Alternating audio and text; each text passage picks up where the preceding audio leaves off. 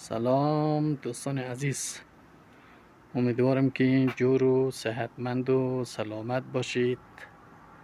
لباس عافیت بر تن داشته باشید. روز و روزگار به کامتان شیرین باد. دوستان عزیز، اینم یک ویدیو از منطقه از کشور سوئیس، ساختمانی که ما درش زندگی نیم. این ساختمان به نام ساختمان های موگه که کلا نمی مهاجرین در داخلش زندگی نه. من همیشه میخواستم برای شما عزیزان در تصویر بکشم که جای مهاجرین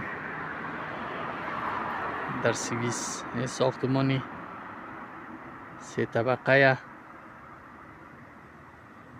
در هر طبقش تقریبا 7-8 نفر زندگی نه و در هر اتاق 1 نفر 2 نفر هست.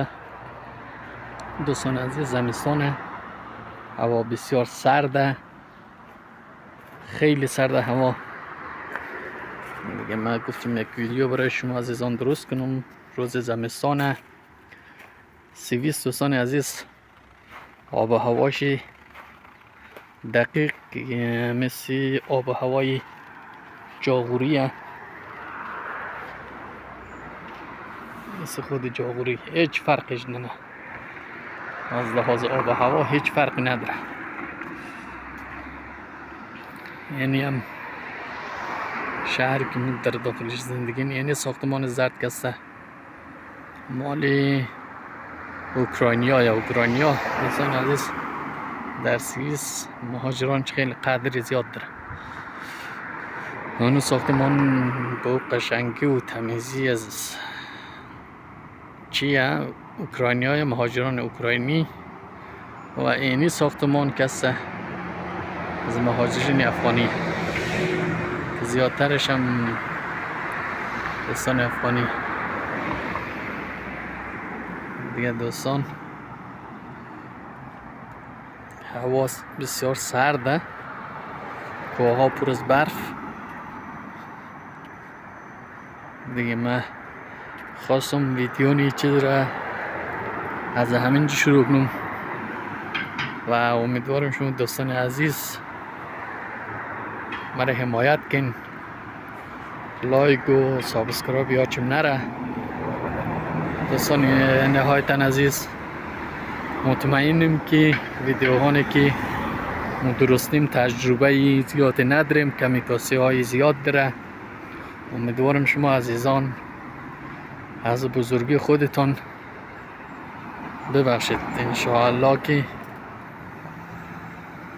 از این به بعد کوشش نیم که یک ویدیوهانی خوب و قشنگ برای شما عزیزان درست کنیم. هرچی تجربه زیادتر شد ویدیوهام خوبتر شده. من در به حمایت شما عزیزان واقعا نیاز دارم.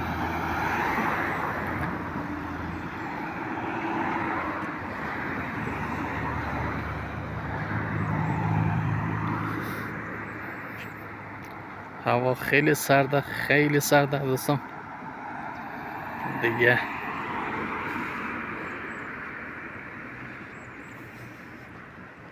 یعنی منطقه کسه دوستان، تابستان اینجا یک منظره خیلی قشنگه، آب خیلی قشنگ می از اینجا. حالا آبش یخزیده، کمه آبش. هوا که گرم میشه آب کلا از کومه. تابستان این منطقه خیلی یک منظره قشنگ داره. اونجا چوکی موکی مردم مایا میشه و خیلی ها اینجا آب بازینه، جای داره آب بازینه. منظره بسیار قشنگ. کار میبینن دوستان کلان برف.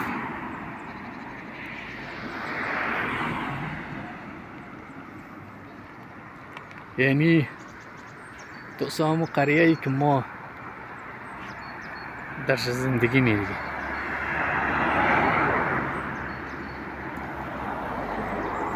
فقط خواستم ویدیو اول را از همینجا برای شما آغاز کنم و قول میدیم که از این به بعد ویدیوهای خوب قشنگ برای شما عزیزان تهیه کنم تا شما خوبانم خوشتان باید.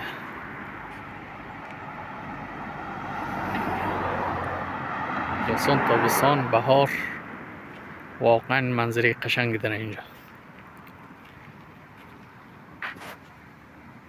تا ویدیوهای بعد الله یار و نگهدار شما.